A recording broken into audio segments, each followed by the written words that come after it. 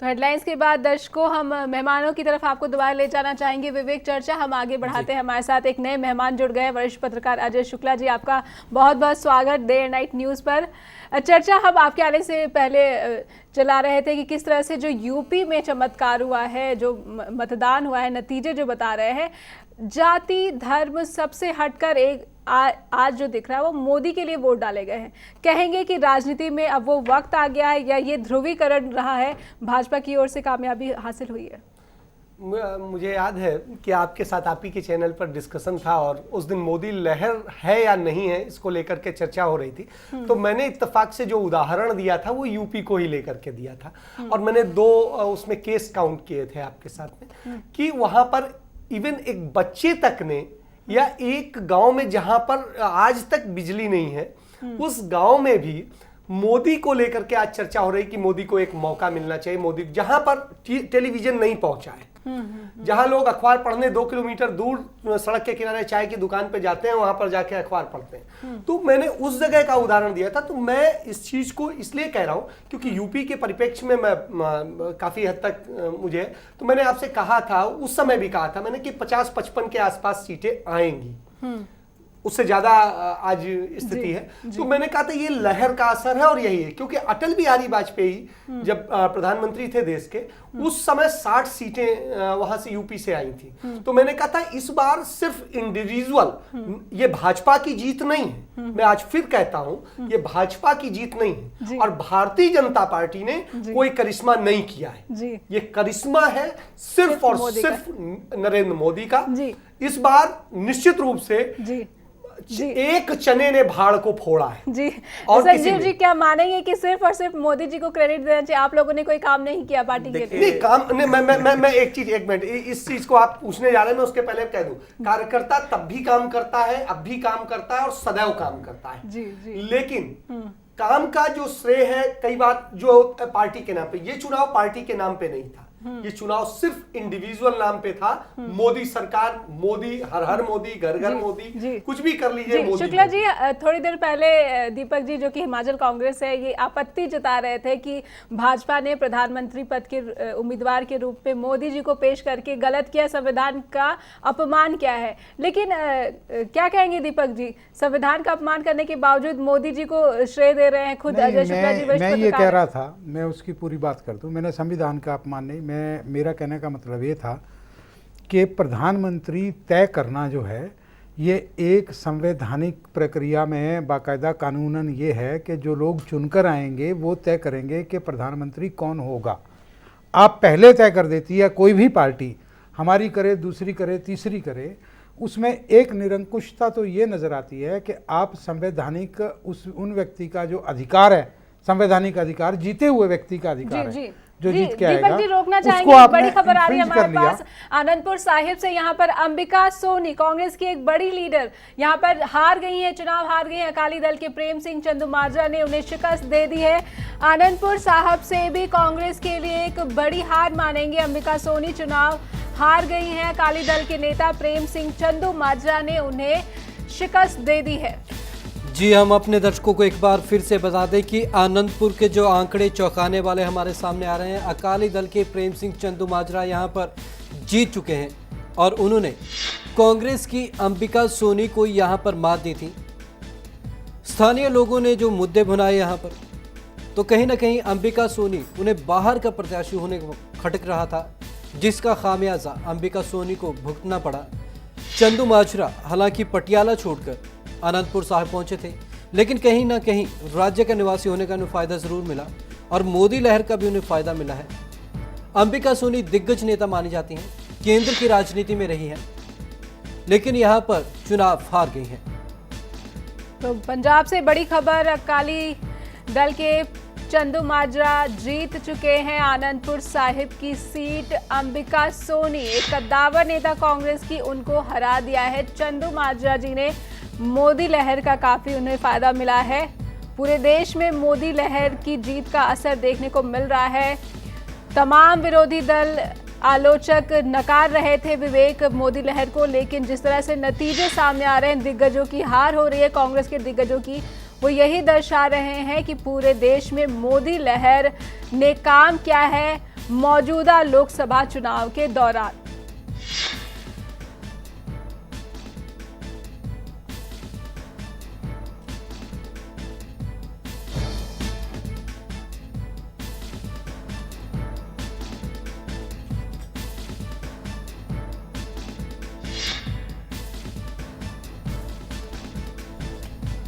हम अपने दर्शकों को एक बार फिर से बता दें कि अकाली दल के प्रेम सिंह चंदूमाजरा आनंदपुर साहिब से जीत चुके हैं। यहां पर जीत के जश्न में चंदूमाजरा के समर्थक भिड़ पड़े हैं। आनंदपुर साहिब में अंबिका सोनी चुनाव हारी है।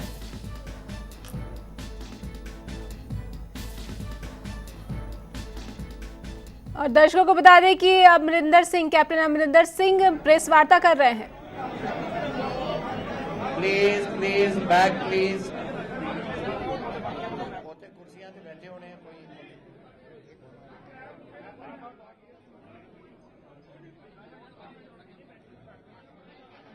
कैप्टन अमरिंदर सिंह अमृतसर से कांग्रेस के इधर कोई है छोटे मगर तो बैठे ने।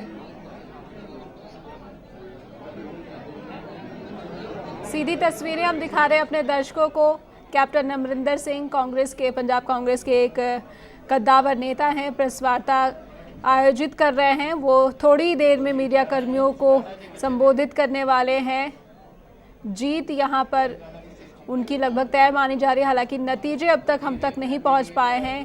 काफ़ी वोटों से वो भाजपा के अरुण जेटली को पीछे छोड़ रहे थे और प्रेस वार्ता कर रहे हैं। वो शायद अपनी जीत की घोषणा करने वाले हैं। विवेक जी हाँ, लगता कहीं ना कहीं यही है कि कैप्टन अमरिंदर सिंह काफ़ी सशक्त उम्मीदवार अमृतसर सीट से माने जा रहे थे और इस बार उन्होंने दिखा दिया कि पंजाब में कांग्रेस में उनका अपना एक अलग वजूद है।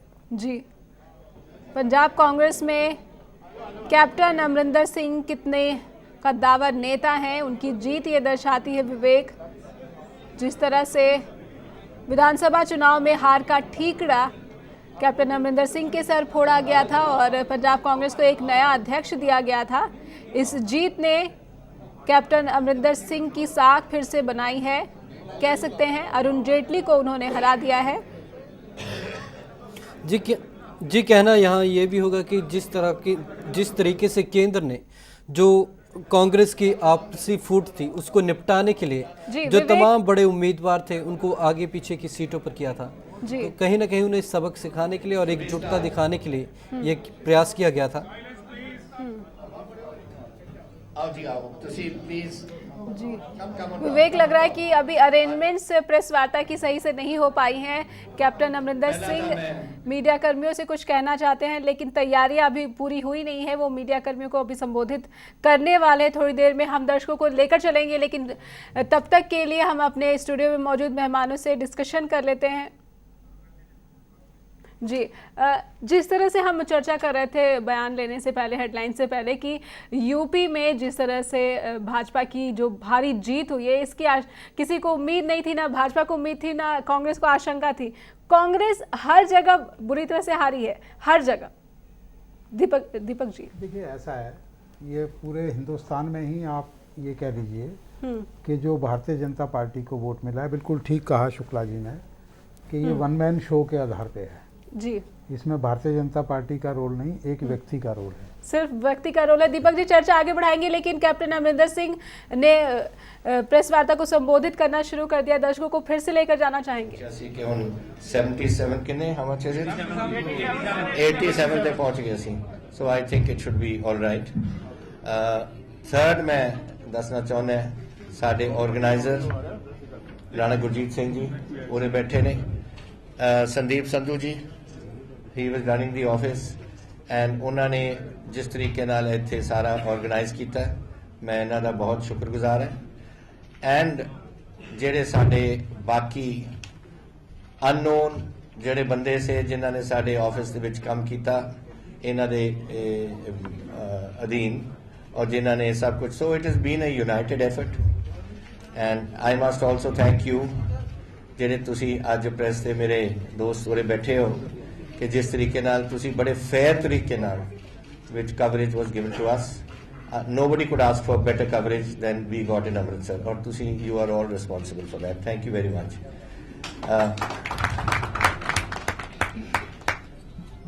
We have fortunately won with a good margin, and I hope this is going to be ਜਿਹੜੇ ਅੱਗੇ ਆਉਣ ਵਾਲੇ ਸਮੇਂ ਦੇ ਵਿੱਚ ਇਹੀ ਤਰੀਕੇ ਦੇ ਨਾਲ ਅਸੀਂ ਪੰਜਾਬ ਦੇ ਵਿੱਚ ਜਿੱਤਾਂਗੇ। I know we have had a setback in the state, ਲੇਕਿਨ ਇਹ ਗੱਲਾਂ ਹੁੰਦੀਆਂ ਨੇ ਸਿਆਸਤ ਵਿੱਚ, ਔਰ ਇਹ ਪਹਿਲੀ ਵਾਰ ਨਹੀਂ। ਮੈਂ ਇੱਕ ਬੜੇ ਡਿਬੈਕਲ ਦੇ ਵਿੱਚੋਂ ਲੰਘਿਆ। ਪਹਿਲਾਂ 1977 ਦੀ ਇਲੈਕਸ਼ਨ ਮੈਂ ਪਟਿਆਲਾ ਲੜ ਰਿਹਾ ਸੀ, ਔਰ ਉੱਥੇ ਤਕਰੀਬਨ we were wiped out in the whole of northern India, including Indira Gandhi ji। ਅਸੀਂ ਸਾਰੇ ਹਾਰ ਗਏ ਸੀ ਉਦੋਂ। ਇੱਕੋ ਹੀ ਸੀਟ ਜਿੱਤੇ ਸੀ ਡਾਕਟਰ ਕਰਨ ਸਿੰਘ ਜੀ ਉਦਮਪੁਰ ਤੋਂ, otherwise whole of north India ਅਸੀਂ ਟੋਟਲੀ ਵਾਈਪ ਆਊਟ ਹੋ ਗਏ ਸੀ। ਸੋ ਦਿਸ ਹੈਪਨਸ ਇਨ ਪੋਲਿਟਿਕਸ, ਕਦੇ ਕੋਈ ਉੱਪਰ ਜਾਂਦਾ ਹੈ, ਕਦੇ ਕੋਈ ਥੱਲੇ ਆਉਂਦਾ ਹੈ। There have been reactions here about, you have seen, ਆਪ ਦੇਖਿਆ ਤੁਸੀਂ 2-3 ਸਾਲਾਂ ਤੋਂ ਜਿਸ ਤਰੀਕੇ ਦਾ ਅਟੈਕ ਸਾਡੀ ਗਵਰਨਮੈਂਟ ਤੇ ਹੋ ਰਿਹਾ ਸੀ। ਲੋਟ ਆਫ ਦੋਜ਼ ਥਿੰਗਸ ਹਾਲੇ ਤਾਈਂ ਉਹਦੇ ਕੰਕਲੂਜਨ ਤੇ ਵੀ ਨਹੀਂ ਪਹੁੰਚੀਆਂ, ਲੇਕਿਨ ਜਿਸ ਤਰੀਕੇ ਨਾਲ ਵਾਈਲਡ ਪ੍ਰੋਪੇਗੈਂਡਾ ਸਾਡੇ ਖਿਲਾਫ ਹੋ ਰਿਹਾ ਸੀ, ਲੋਕ ਸਮਝਣ ਲੱਗ ਗਏ ਸੀ ਕਿ ਸ਼ਾਇਦ ਇਸ ਪਾਰਟੀ ਦਾ ਕੋਈ ਦੋਸ਼ ਹੈ ਇਹਦੇ ਵਿੱਚ। And therefore I think this is after Anna Hazare ਦੀ ਮੀਟਿੰਗ ਦੇ ਵਿੱਚੋਂ। ਦੇਅਰਫੋਰ ਉੱਥੇ ਸਾਨੂੰ there has been a setback to us in the party, but that is no problem. ਮੈਂ ਸੋਨੀਆ ਜੀ ਨਾਲ ਗੱਲ ਕੀਤੀ ਸੀ ਅੱਜ ਸਵੇਰੇ, ਸਮ ਟਾਈਮ ਆਫਟਰ 50% ਕਾਊਂਟਿੰਗ ਹੋ ਗਈ ਸੀ, ਤੇ ਉਹਨਾਂ ਨੇ ਮੈਨੂੰ ਇੱਕੋ ਕਿਹਾ ਕਿ don't worry Amarinder, we are all set to fight. I said yes ma'am, we are all set to fight, ਅਸੀਂ ਤੁਹਾਡੇ ਨਾਲ ਲੜਾਂਗੇ, nothing to worry about. And this is part of the political process. So I am once again thankful to all my colleagues from Amritsar and Rana ji and all the people of Amritsar ਜਿਨ੍ਹਾਂ ਨੇ ਇੰਨਾ ਪਿਆਰ ਸਾਨੂੰ ਦਿੱਤਾ ਹੈ। ਹੁਣ I am open to you now, ਦੱਸੋ। तो कैप्टन अमरिंदर सिंह अमृतसर से जीत दर्ज करके प्रेस वार्ता को संबोधित कर रहे थे। सोनिया गांधी का जिक्र किया उन्होंने कि किस तरह से उन्होंने जब 50% तक नतीजे रुझान के आ रहे थे तब उन्होंने बात की थी, और सोनिया गांधी ने कहा था कि we are ready to fight. उन्होंने श्रेय दिया है अन्ना हजारे और अरविंद केजरीवाल के आंदोलन को कि किस तरह से उनका आंदोलन भाजपा की जीत के लिए जिम्मेदार रही है, और कांग्रेस की हार के लिए भी कहीं ना कहीं कांग्रेस को नुकसान पहुँचाने में अन्ना हजारे भी कामयाब रहे हैं। विवेक, चर्चा हम स्टूडियो में मौजूद अपने मेहमानों के साथ आगे बढ़ाएंगे। हम जिस तरह से बात कर रहे थे कि अन्ना हजारे का जिक्र कैप्टन अमरिंदर सिंह ने भी किया, संजीव जी आपसे जानना चाहेंगे कि दिल्ली में जीत दर्ज करने के बाद जब आप आई थी उसके बाद राहुल गांधी काफ़ी जोश में आए थे, सोचा था उन्होंने कि हम कुछ बदल देंगे, हमने सीख लिया है सबक, लेकिन उसके बाद जिस तरह से दिल्ली में जीत हुई उसके बाद जो जोश कांग्रेस में दिखा था परिवर्तन का, वो परिवर्तन कांग्रेस नहीं ला पाई। क्या कहेंगे, उसका फायदा भाजपा ने उठा लिया है? नहीं, देखिए फ़ायदे या नुकसान की बात नहीं है। अभी कैप्टन अमरिंदर जी की प्रेस वार्ता जो हमने देखी अभी सुनी, सवाल ये है कि आम आदमी पार्टी का जो नकाब था वो जब अरविंद केजरीवाल जी ने मुख्यमंत्री पद से इस्तीफ़ा दिया, वो इस्तीफ़ा देने का कारण सिर्फ मात्र अपनी जिम्मेवारियों से भागना था। जिस प्रकार के आम आदमी पार्टी ने वायदे करके दिल्ली के अंदर सरकार बनाई, और पहले उन्होंने कहा कि हम समर्थन नहीं लेंगे, फिर फाइनली कांग्रेस के साथ समर्थन करके वो सत्ता में आए, उनको चलाने दिया, सेशन को सदन में उनको बिठाया। लेकिन आम आदमी पार्टी ने जिस प्रकार की चीज़ें करी वो पूरे देश की जनता ने भी देखी है, मीडिया ने उसको खूब दिखाया। अब जब हार हो गई है आम आदमी पार्टी या कांग्रेस पार्टी की, तो वो लोग कहीं ना कहीं मीडिया को भी दोष दे रहे हैं कि एग्जिट पोल ऐसे आ गए हैं, मीडिया ने हाइप कर दिया, मीडिया ने ऐसा कर दिया। मीडिया ने जो देखा, मीडिया ने वो दिखाया। अब सवाल ये पैदा होता है कि अभी कैप्टन अमरिंदर ये बोल रहे थे कि इट हैपन्स इन पॉलिटिक्स। ठीक है, होता है, राजनीति में होता है। अभी कहा कि प्रोपेगेंडा था, कि जो पिछले 3 साल से अटैक हो रहा था वो प्रोपेगेंडा था, वो प्रोपेगेंडा नहीं था। सैनिकों के सर कटते हैं, वो प्रोपेगेंडा नहीं था। भ्रष्टाचार होता है, कॉमनवेल्थ गेम से लेकर 2G स्पेक्ट्रम, कितने घोटाले, वो प्रोपेगेंडा नहीं था। रोकते हैं, दर्शकों को दिखाना चाहेंगे वसुंधरा राजे राजस्थान से, उनका बयान आ रहा है, सुनते हैं क्या कह रही है वसुंधरा राजे। अगर उसी तरीके से 5 साल तक इसी तरीके से जुटे रहोगे तो मैं विश्वास करती हूँ कि ये टर्न अराउंड जरूर होगा, देश भी प्रदेश भी। नरेंद्र मोदी जी के नेतृत्व में टीम इंडिया देश की दशा और दिशा जरूर बदलेगी। राजस्थान को भी इसका लाभ मिलेगा। हमारी प्रदेश सरकारों के साथ जो आज तक सौतेला व्यवहार होता रहा है, हम सबको उससे अब छुटकारा मिलेगा। और मैं ये कहना चाहती हूं कि आखिर में कांग्रेस मुक्त भारत जो हम लोग सब सोचते थे कभी हो नहीं सकता, वो अब हम सब के हाथ में आ गया है और ये भारत आगे बढ़ेगा। इसी विश्वास के साथ मैं आप सबको बहुत बहुत आज के दिन बधाई और धन्यवाद देना चाहती हूँ। तो राजस्थान से वसुंधरा राजे कह रही थी कि कांग्रेस मुक्त भारत की जो कल्पना भाजपा ने की थी वो कल्पना आज साकार हो गई है। फिलहाल वक्त जी नेहा मैं आपको यहाँ रोकना चाहूँगा। अगर बात करें राजस्थान की, तो राजस्थान से वसुंधरा राजे ने दिखा दिया, उन्होंने कांग्रेस मुक्त कर दिया है।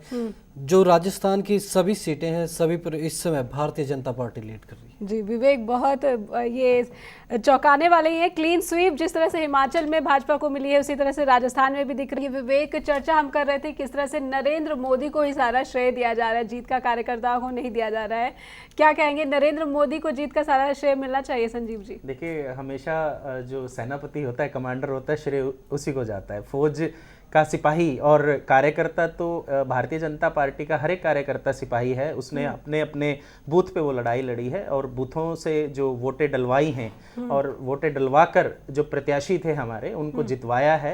और श्रेय डेफिनेटली सेनापति को ही जाता है, कमांडर को जाता है। तो पूरा श्रेय श्री नरेंद्र मोदी जी। मैनेजमेंट गुरु जब लालू जी को कहा जाता था और अब लग रहा है कि अब मोदी जी को कहना पड़ेगा मैनेजमेंट गुरु, मानेंगे? देखिए, इतना बड़ा इलेक्शन कैंपेन पूरे देश में, जब 272 प्लस का एक मिशन लेकर चले थे हम लोग, तो उसको पूरा कर लिया मिशन 272 को। और एक वो सिर्फ एक रणनीति के तहत, मैनेजमेंट के तहत ही वो पूरा हुआ है। जी सुदर्शन जी, मैनेजमेंट गुरु का जो टाइटल है ये लगना चाहिए मोदी के नाम पर? देखिए, इस बार मोदी जी ने और मोदी टीम ने कोई कसर नहीं छोड़ा। मैनेजमेंट हो चाहे एडवर्टाइजमेंट हो, ये हर जगह पहुंचे। और मैनेजमेंट, जैसे भाई साहब कह रहे थे कि इन्होंने देश के कोने कोने पे मोदी की जो लहर है उसको पहुंचाया। कोई कमी नहीं है इसमें। जो टीम मोदी के ज्यादा वो है, बीजेपी पीछे है। जी शुक्ला जी, आपकी भी राय ले लेते हैं। मैनेजमेंट गुरु का टाइटल मिलना चाहिए मोदी जी को? नहीं, मैं इस बात से सहमत नहीं हूँ। मैं समझता हूँ कि मैनेजमेंट के दृष्टिकोण से यदि कहें तो मोदी जी ने मैनेजमेंट नहीं किया। मैं आपको बताऊँ, इसमें सबसे बड़ी चीज है कि जनता हमारे देश की परेशान थी। वो कांग्रेस के शासन को लेकर के उसमें हुए तमाम सारे घोटाले, तमाम सारी चीजें, रोज की महंगाई, रोज की जिस तरह से केंद्र सरकार की पॉलिसीज थी, उनसे लोग बहुत ज्यादा आहत थे और एक उसकी तकलीफ थी। कांग्रेस पार्टी सहित तमाम सारी पार्टियों के साथ में एक बड़ा दुर्भाग्य रहा कि वो भारतीय जनता पार्टी को, नरेंद्र मोदी को सांप्रदायिक कहते रहे। लेकिन असलियत में पब्लिक जो देख रही थी वो देख रही थी सांप्रदायिकता की भूमिका में कांग्रेस खुद थी, दूसरे थे।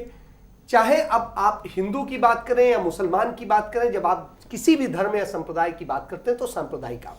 हरबंश जी, आपसे जानना चाहूंगा, भारतीय जनता पार्टी ने सांप्रदायिक बात इस बार नहीं की। उसने इस बार समग्र समाज की बात की थी और कांग्रेस सहित दूसरे अन्य दलों ने सिर्फ एक संप्रदाय की बात की थी। यही वजह है जो पूरे जनता को आहत कर रही थी और ये एक बड़ा फैक्टर है मोदी। हरबंश जी, आपसे जानना चाहूंगा, नरेंद्र मोदी का जिस तरीके से इस बार विरोध हुआ, उनका विरोध भी कहीं ना कहीं उनको फायदा देकर गया है? काफ़ी हद तक आप ठीक कह रहे हैं। जिस तरीके से उनका विरोध किया गया और जो मुद्दा बनाने का प्रयास किया गया कांग्रेस द्वारा, वह लोगों को इस बार स्वीकार नहीं था। उसका कारण, सबसे बड़ा कारण तो यह था कि एक लंबे समय से जिस तरह यह देश जो है आतंकवाद की चपेट में फंसा हुआ है, अब केवल जम्मू कश्मीर ही आतंकवाद के निशाने पर नहीं है, कोई भी शहर, कोई भी गांव, छोटी से छोटी जगह जो है वह भी आतंकवाद के निशाने पे हो सकती है। वो सबसे बड़ा मुद्दा था। और सिक्योरिटी इनसिक्योरिटी क्यों है? कमज़ोर नेतृत्व के कारण है। और उसके विकल्प के रूप में अगर आपको कोई एक सशक्त नेता दिखाई देता है तो आप उस नेता को जो है वो स्वीकार करें। हरबंश जी, लेकिन बड़े पैमाने पर ये गुस्से का जो वो था, वो केंद्र एक जगह करना, 272 का जो मिशन लेकर चली थी भाजपा, उसको पा लेना एक बहुत बड़ी कामयाबी कहेंगे भाजपा के लिए? मैं पहले भी कह चुका कि मैं इसे सिर्फ गुस्सा नहीं मानता। एक बेहतर विकल्प जो है लोगों की दृष्टि में एक बेहतर विकल्प था। तो उस दृष्टि से मैं देखता हूं कि लोगों ने बेहतर विकल्प जो है उसको चुना। उनको लगा कि यह जो समस्याएं देश जिन समस्याओं का सामना कर रहा है उनको यह विकल्प जो है वह बेहतर तरीके से निपट सकता है। शुक्ला जी, आपसे जानना चाहूँगा कि जिस तरह से चुनाव परिणाम के पहले के एग्जिट पोल आ रहे थे, कहीं ना कहीं त्रिशंकु लोकसभा के आसार दिख रहे थे, लेकिन आज के समय में ये कहना कठिन ना होगा कि परिस्थितियाँ बहुत जल्दी बदल जाती हैं। जिस तरह के एग्जिट पोल पहले आ रहे थे, थर्ड फ्रंट को काफ़ी अहम माना जा रहा था, लेकिन सारे के सारे जो एग्जिट पोल थे पहले के सारे बेकार हो गए। नरेंद्र मोदी ने महज कुछ समय में ऐसी लहर पैदा की कि उस लहर ने सबको बदल कर रख दिया। नहीं, आप एक चीज देखिए, चाणक्य का आपने देखा होता, यदि मैं कोट करता हूँ कि चाणक्य के उसमें एग्जिट पोल में काफ़ी कुछ ये चीज़ें आपको दिखाई दी थी कि भारतीय जनता पार्टी का उसका पूर्ण बहुमत आ रहा है। और इसके अलावा मैं चुनाव के दौरान, चूंकि हो नहीं सकता था आयोग की आचार संहिता के तहत, लेकिन उस दौरान सारी चर्चाओं में तमाम बार ये चीज़ आती थी कि उस आंकड़े तक कहीं ना कहीं पहुंचने की स्थिति आसपास नजर आती थी। जी जी, लोगों को शुक्ला इतनी जी, आपको सफलता बताना की चाहूँगा चाणक्य का ही एकमात्र ऐसा एग्जिट पोल है जो बिल्कुल सही जा रहा है, जो चुनावी नतीजे दिल्ली के चुनाव में भी उनका सटीक गया था। आम आदमी पार्टी को वही एक एग्जिट पोल था जिसने चर्चा को दिया रोकना था। चाहेंगे। रोहतक से दीपेंद्र हुड्डा ने जीत दर्ज कर ली है। कांग्रेस की पहली जीत है हरियाणा में और लगता है कि यही जीत रहेगी कांग्रेस की। बड़ी खबर रोहतक से आ रही है। दीपेंद्र हुड्डा जो कि सांसद भी थे और उन्होंने यहाँ पर जीत दर्ज कर ली है। ये इकलौती सीट है हरियाणा में जहाँ पर कांग्रेस को जीत हासिल हुई है। भाजपा के ओपी धनखड़ को दीपेंद्र हुड्डा ने शिकस्त दे दी है। बड़ी खबर हरियाणा से, रोहतक सीट कांग्रेस के खाते में गई है। दीपेंद्र हुड्डा यहाँ से जीत गए हैं। मुख्यमंत्री भूपेंद्र सिंह हुड्डा के बेटे हैं। पूरे चुनाव प्रचार में शामिल नहीं हो सके, पीठ दर्द की शिकायत थी उनको, लेकिन इसके बावजूद एक साफ छवि के नेता माने जाते हैं दीपेंद्र हुड्डा और इस वजह से शायद ये कहेंगे कि उनकी जीत यहाँ पर दर्ज हो चुकी है। बड़ी खबर हरियाणा से, 10 सीटों में से 1 सीट कांग्रेस के खाते में चली गई है। रोहतक गढ़ माना जाता है हुड्डा का और यहाँ पर दीपेंद्र हुड्डा ने जीत दर्ज कर ली है। सुरेंद्र सिंह रोहतक से हमारे संवाददाता फोन लाइन पर जुड़ चुके हैं, उनसे ज्यादा जानकारी ले लेते हैं। जी सुरेंद्र, जानना चाहेंगे कि दीपेंद्र हुड्डा जो कि शुरू से ही आगे चल रहे थे, जीत दर्ज कर ली है, सुनिश्चित मानी जा रही थी ये सीट पहले से ही?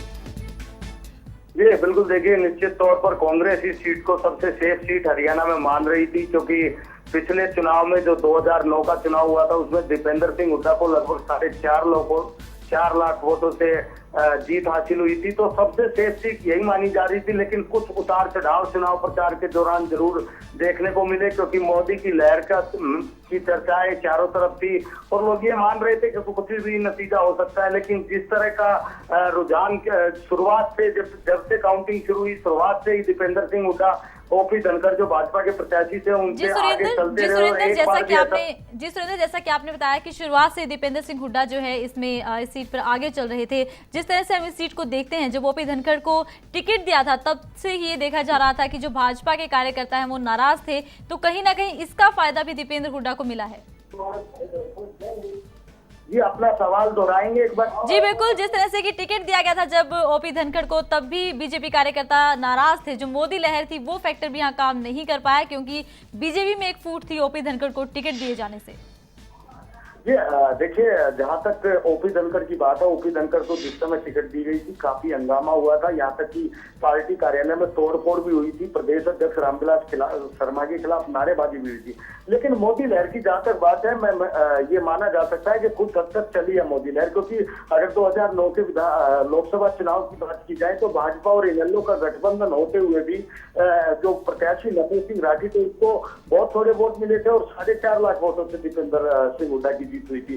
तो यहाँ पर इनेलो भी चुनाव लड़ रही थी और भाजपा भी चुनाव लड़ रही थी, और उसके मद्देनजर बीजेपी का वोट बैंक, जो बीजेपी को वोट बैंक मिला है, तो उससे कुछ हद तक कहा जा सकता है कि हाँ, नरेंद्र मोदी की थोड़ी बहुत लहर जरूर चली है। लेकिन दीपेंद्र सिंह हुड्डा ने जो विकास कार्य करवाए हैं, और दीपेंद्र सिंह हुड्डा प्रदेश के 10 साल मुख्यमंत्री रहे और उनका खुद का गृह जिला है और इस सीट पर इन्हीं का कब्जा रहा है। क्योंकि अगर बात की जाए 1991 की, 96 की, 98 की, 2000 जी बिल्कुल जी, जी बिल्कुल सुरेंद्र, आप सही जानकारी दे रहे हैं। इस तमाम जानकारी के लिए आपका धन्यवाद। तो आपको बता दें कि रोहतक की जो सीट है वो कांग्रेस के खाते में चली गई है। और वहीं अगर बात करें सोनीपत की, जी आरती, इसके अलावा सोनीपत में भी और करनाल में भी भाजपा को जीत हासिल हुई है। तो कहेंगे कि भाजपा के लिए खुशखबरी हरियाणा से ज्यादा मिल रही है। यहाँ पर 10 में से 7 सीटों पर भाजपा जीत दर्ज करती नजर आ रही है। सोनीपत से भाजपा के रमेश कौशिक जीत चुके हैं, करनाल से अश्विनी चोपड़ा जीत चुके हैं। बड़ी खबर आ रही है हरियाणा से, रोहतक से दीपेंद्र हुड्डा जीत चुके हैं। हालांकि हिसार सीट जो कि सबसे अहम सीट थी, वहां पर कुलदीप बिश्नोई, गठबंधन की सीट थी, वहां पर कुलदीप बिश्नोई हार गए हैं। कमल मिढ़ा करनाल से फोन लाइन पर जुड़ रहे हैं, आरती उनसे बातचीत कर लेते हैं। जी कमल, करनाल में भाजपा की जीत है, जीत हो चुकी है, क्या कहेंगे? जी नेहा, बिल्कुल अगर बात करें करनाल समेत आसपास जीटी रोड बेल्ट की, तो नरेंद्र मोदी फैक्टर जो है कहीं ना कहीं कामयाब साबित होता नजर आ रहा है। हरियाणा की अगर बात करें तो कुल 10 लोकसभा सीटों में से जो है 7 सीटें जो है सीधे सीधे बीजेपी के खाते में गई है। वहीं अगर बात करें तो जो एक सीट जिस पर काफी जो है सस्पेंस करकरार था, हिसार सीट, उस पर जो है हालांकि आईएनएलडी ने अपना गर्ज जमाया। और वहीं करनाल की अगर बात करें तो जो करनाल से अश्विनी चोपड़ा करीब 3.5 लाख वोटों से जो है यहाँ पर जीत गए हैं। और फिलहाल अभी कुछ ही देर में वह बाहर आएंगे और जो है यहाँ पर विजय जुलूस की जो है उनकी तैयारी की जा रही है ताकि उनको विजय रथ यहाँ पर निकाला जाए। कमल, जिस तरह से करनाल एक विवादित सीट रही थी गठबंधन को लेकर, गठबंधन चाहता था कि यहाँ पर उसका उम्मीदवार उतारा जाए, लेकिन भाजपा के जो प्रदेश कार्यकर्ता है, नेता हैं, वो चाहते थे कि करनाल पर अपनी कोई उम्मीदवार उतारे। लगता है कि इसका फायदा रहा है और पूरे गठबंधन में भाजपा का ही वर्चस्व कायम होता नजर आ रहा है।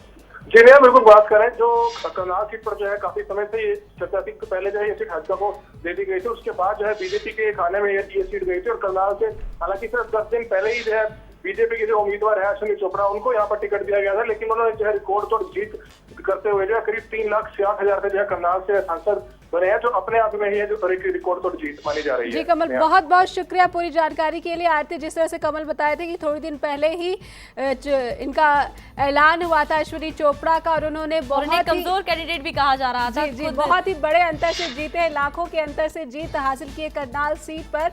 एक बड़ा चमत्कार आरती कहेंगे हरियाणा में करनाल की सीट पर भाजपा की बड़ी जीत भी दर्शाती है। सिर्फ करनाल की ही नहीं, हरियाणा की तमाम जो सीटें हैं वहां पर भाजपा का जो प्रदर्शन है अपने आप में चौंकाने वाला है। आप देख सकते हैं कि कैसे करनाल की जो सीट है उसे उन्होंने जीत लिया है, जबकि उन्हें एक कमजोर कैंडिडेट शुरुआत में आंका गया था। तो अब हम बात करेंगे हमारे संवाददाता जो न्यूज रूम में मौजूद हैं मनोज राठी से। तो अब हम बात करेंगे मनोज राठी से जो न्यूज रूम से हमारे साथ जुड़ रहे हैं। तो मनोज राठी, जिस तरह से हम देख रहे हैं हरियाणा में बीजेपी ने काफी बढ़त बना ली है, 7 सीटों पर वो आगे चल रहे हैं, जीत भी दर्ज की है और करनाल जैसी सीट को भी वो जीत चुके हैं। तो उस लिहाज से कहा जा सकता है कि मोदी फैक्टर हरियाणा में भी काम कर गया है। बिल्कुल आरती, मोदी फैक्टर की अगर बात की जाए हरियाणा में तो काफ़ी मोदी फैक्टर जो है काम किया है। 7 सीटें यहाँ पे बीजेपी को मिली है और उत्साह जो कार्यकर्ताओं में जो भारी उत्साह जो देखने को मिल रहा है। जितने भी जो कार्यालय है, पार्टी ऑफिस है, वहाँ पे ढोल नगाड़े जो है बजने शुरू हो चुके हैं। जिस तरह से अगर अम्बाला सीट की बात करें, काफ़ी भारी रिकॉर्ड से 2.5 लाख से भी ज़्यादा जो है बहुमत से जो है रतन लाल कटारिया की जीत हुई है। करनाल से अश्विनी चोपड़ा, कुरुक्षेत्र से राजकुमार सैनी ने जो है भारी मतों से जीत हासिल की है, नवीन जिंदल को हराया है। उसी तरह जो है यहाँ पे अगर हम बात करें कृष्णपाल गुज्जर फरीदाबाद से, गुड़गांव से राव इंद्रजीत, तो काफी यहाँ पे भारी मतों से जो है बीजेपी की जीत हुई है। इसमें कोई शक नहीं कि जो बीजेपी में जो मोदी का फैक्टर जो है पूरे देश में, हरियाणा में भी जो है मोदी का फैक्टर काम आया है और उसी का नतीजा जो है जिस तरह से आज देखने को मिल रहा है पूरे भले देश ही जी मनोज, जैसा कि आपने बताया कि मोदी फैक्टर यहाँ पर काम आया है, लेकिन कहीं ना कहीं गठबंधन पर तो सवाल उठने लाजमी हो गए हैं। जिस लिहाज से इन्होंने गठबंधन किया था हजका से, तो हजका की सीट तो जाती रही। जहां तक हिसार को हम देखते हैं तो कुलदीप बिश्नोई वहां से हारते नजर आ रहे हैं। जी बिल्कुल, कुलदीप बिश्नोई की बात करें और भाजपा और हजका का गठबंधन की बात करें तो कहीं ना कहीं यहाँ पे बीच में पहले भी मतभेद दिखाई दिए हैं, चाहे वो टिकटों को लेकर हो या चाहे कुछ भी हो। लेकिन अगर हम कुलदीप बिश्नोई की बात करें तो ये साफ साफ तौर पे सामने आ रही है बात के कुलदीप बिश्नोई जो है संन्यास भी ले सकते हैं राजनीति से। तो इसमें कोई शक नहीं, जिस तरह से कुलदीप बिश्नोई का बयान आया है कि वो राजनीति से जो है वो संन्यास ले सकते हैं, तो कहीं ना कहीं यहाँ पे बीजेपी और हजका गठबंधन में काफी जो है यहाँ पे मतभेद देखने को पहले भी मिला है। और आज की अगर हम बात करें तो बीजेपी जिस तरह से 7 सीटों पर भारी मतों से जीत हासिल कर रही है, वहां पर हजका जो है, हजका में जो है, हजका और इनेलो में काफी यहाँ पे कांटे की टक्कर दिखाई दे रही है। हालांकि अभी तक कोई नतीजा सामने नहीं आया, लेकिन अगर हम बात करें, जिस तरह से आपने बात की कि भाजपा और हजका के गठबंधन की बात करें, तो यहाँ पे कहीं ना कहीं पहले भी मतभेद रहे हैं और आज भी जिस तरह से कुलदीप बिश्नोई ने एक बयान दिया है कि वह राजनीति से जो है संन्यास ले लेंगे। जी मनोज, बिल्कुल सवालिया निशान खड़े हो गए हैं कुलदीप बिश्नोई के राजनीतिक भविष्य पर, क्योंकि वो हिसार की सीट गंवाते नजर। बहुत बहुत शुक्रिया मनोज आपका तमाम जानकारी के लिए। आरती, जिस तरह से हरियाणा में नतीजे सामने आ रहे हैं, बहुत ही चौंकाने वाले तो हैं ही। मेहमानों के साथ हम साझा करना चाहेंगे अपने नतीजों को। जिस तरह से सोनीपत की सीट है, करनाल में अश्विनी चोपड़ा का जीतना, भाजपा के नेता संजीव जी से जान रहे थे कि उम्मीदवार अंतिम समय में खड़ा किया था अपने करनाल में और उन्होंने भी भारी अंतर से जीत हासिल कर ली है। सवाल ये नहीं है कि आखिरी में किसी उम्मीदवार को मैदान में उतारा, सवाल ये है कि वहीं बार बार चीज़ें आती हैं कि देश की जनता ने जिस प्रकार से अपना परिवर्तन का जो मन बना रखा था, अगर आप पूरे परिप्रेक्ष्य में देखें, चाहे वो मायावती है, चाहे वो नीतीश कुमार हैं, चाहे मुलायम सिंह यादव हैं, तो जो वोट बैंक की राजनीति जो पार्टियां करती थी उनको नकार के पूर्ण बहुमत, पूर्ण मतलब कंप्लीट मैंडेट जिसको कहते हैं, वो भारतीय जनता पार्टी को दिया है इस बार। और उसमें सवाल प्रत्याशी का नहीं है, सवाल भारतीय जनता पार्टी की नीतियों का था। तो प्रत्याशी तो आखिरी समय में भी उतारे गए हैं, पहले भी अनाउंस हुए हैं, बहुत पहले भी अनाउंस हुए हैं। तो कुल मिलाकर भारतीय जनता पार्टी की नीतियां, श्री नरेंद्र मोदी जी के कांग्रेस मुक्त का नारा और आज देश का जो माहौल है, ऐसा लग रहा है कि जैसे दूसरा स्वतंत्रता दिवस आज लोग मना रहे हैं पूरे देश के अंदर। इस प्रकार की चीजें हैं। जी सुदर्शन जी, क्या कहेंगे? दूसरा स्वतंत्रता दिवस है। देखिए, हरियाणा में तो बड़े काबिले तारीफ है बीजेपी का परफॉर्मेंस, क्योंकि मैंने कभी देखा नहीं था कि इतना लार्ज स्केल पे ये सीट हरियाणा से लेके जाए। लेकिन यहाँ पे देखिए, जो एंटी इनकम्बेंसी और कांग्रेस गवर्नमेंट के 10 साल की सरकार है, उनके कुछ पॉलिसीज थे, लैंड एक्विजिशन पॉलिसीज जो, और जो क्या कहते हैं, ग्राउंड पे जो पीपल फ्रेंडली ना हो के कॉर्पोरेट फ्रेंडली पॉलिसीज थे, तो वो उसका एक कारण हो सकता है। तो लैंड स्कैम वगैरह भी, जो लैंड स्कैम और लैंड एक्विजिशन, आप एक फोर्सफुली लैंड एक्वायर करते हो किसानों से। हरियाणा में रॉबर्ट वाड्रा जो इशू बनाया गया था एंटी कांग्रेस, उसका कितना आप रोल मानेंगे शुक्ला जी? देखिए, मैं सहमत नहीं हूँ आपसे। मैं संजीव जी से, मेरी यहाँ नहीं मैं कह रहा हूँ, मैं कहीं हम लोग बैठे हुए थे और हम चर्चा कर रहे थे भारतीय जनता पार्टी के परिप्रेक्ष्य में, इस इलेक्शन के जब शुरुआत का दौर था, तो मैंने वही कहा था कि हरियाणा में मैक्सिमम जो वोट परसेंटेज रहा था इस इलेक्शन के पहले तक भारतीय जनता पार्टी को, वो 9% के आसपास था। तो मैं इस बात को मानने को तैयार नहीं था कि किस तरह से हरियाणा में भारतीय जनता पार्टी का वोट बैंक इतना बढ़ जाएगा कि आप जीत की इतनी उम्मीद करते हैं। और इसको लेकर के मेरी संजीव जी से काफी देर बहस हुई थी। तो मैं आपको एक चीज बताता हूं, उसके बाद में मैंने उन चीजों पे काम किया, मैंने देखा जब, तो सबसे बड़ी चीज देखने आई कि हरियाणा में इलेक्शन भूपेंद्र सिंह हुड्डा को ध्यान में रख के नहीं लड़ा गया। जी बिल्कुल। ये इलेक्शन राष्ट्रीय परिदृश्य में लड़ा गया। मैं आपको बताता हूं, बहुत सारे ऐसे लोग हैं जिनको ये सरकार बनने से शायद नुकसान होगा, लेकिन उन्होंने भारतीय जनता पार्टी को वोट भी दिया है, चंदा भी दिया है। जी बिल्कुल शुक्ला जी, जैसा आपने कहा कि ये प्रधानमंत्री बनाने का इलेक्शन बिल्कुल। तो हरविंद जी, मैं आपसे जानना चाहूंगी कि जिस तरह से ये मामला उठ रहा है कि सरकार बनाने का यहाँ पे हरियाणा का सवाल नहीं था, एक केंद्र की जो लड़ाई थी, केंद्र की सरकार का सवाल था, उस लिहाज से हरियाणा में वोटिंग हुई है, क्या कहते हैं आप इस बारे में? मैं समझता हूँ कि इसके हरियाणा के संदर्भ में एक सब टेक्स्ट भी है।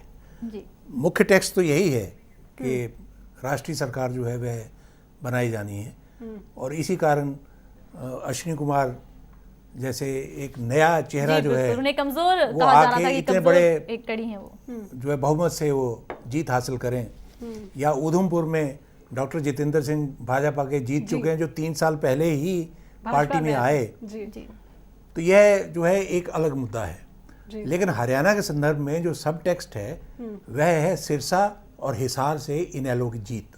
जी जी बिल्कुल। जीत दोनों जगह पर जो है भाजपा के सहयोगी दल जो है उसके विरुद्ध हुई है। यह एक मैसेज है जो इनेलो शुरू से कहता है कि भाई हमारा यहाँ पर दावेदारी है प्रदेश में, और हमारी दावेदारी जो है उसको आप समझो और स्वीकार करो, जो भाजपा मानने के लिए जी तैयार जी नहीं। बिल्कुल, चर्चा आगे बढ़ाएंगे कि इन लोग ने जो दावेदारी अपनी पुख्ता कर दी है इसका क्या असर होगा हरियाणा की राजनीति में या फिर देश की राजनीति में। खबरों की दुनिया में आइए, हमारे साथ कहीं भी और कभी भी जुड़िए। हम मिलेंगे फेसबुक पर, हम दिखेंगे यूट्यूब पर, हमें फॉलो कीजिए ट्विटर पर। खबरों के साथ बने रहिए रात दिन।